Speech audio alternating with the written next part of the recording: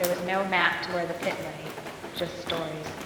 Stories about screams that echoed through the trees at night, about missing hikers, and a smell like rotting iron that lingered after the wind changed. But Logan didn't believe in stories. He believed in evidence, in proof, and as an amateur filmmaker hungry for clicks, he wanted footage. He found the clearing after hours of hiking, a circle of blackened earth surrounded by trees that seemed to lean inward, like they were eavesdropping. At the center was the pit, wide, jagged, and breathing heat. The air above it shimmered. Logan leaned over the edge, camera in hand. That's when it blinked. He fell. There was no bottom, just descent. The walls pulsed with something like flesh, veins crawling with glowing red. He landed hard, shattering his camera. The light flickered and died, but the walls lit themselves, throbbing faintly like a diseased heart. And then he heard it, but breathing, not his own. The sound of dragging metal echoed through the pit. A door opened in the wall, not a normal door. This one peeled open like muscle being sliced. From it stepped a creature wearing skin like a robe. Its body was wrong, arms too long, mouth stitched shut, eyes replaced with mirrors. It grabbed Logan before he could scream.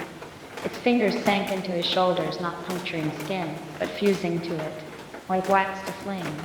He was pulled through the door. He was in a room, a surgery room. Hooks on the ceiling, bones on the floor. The thing laid him out on a table made of ribs. Then it began. No anesthesia, no questions, just the sound of rusted tools scraping bone. It started with his legs, cutting through tendon and muscle, removing kneecaps like corks. He screamed until his vocal cords tore. He didn't care. It extracted nerves like strings, plucking them before threading into his eyes. His vision exploded with white, then red, and the deep, suffocating blood. Time didn't pass in the pit. It bled. They removed his skin in strips, cataloging each section.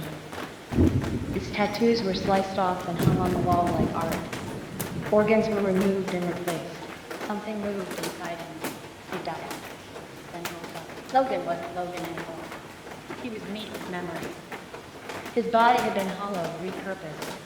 They stitched new things inside. Glands that oozed acid. A tongue that split at the end like a snake. Eyes that weren't his. They dressed him in a robe made of others. Faces sewn together like patchwork cloth. They handed him a blade carved from vertebrae and opened the door. Now it was his turn to wait, to listen for hikers, to feed the pit.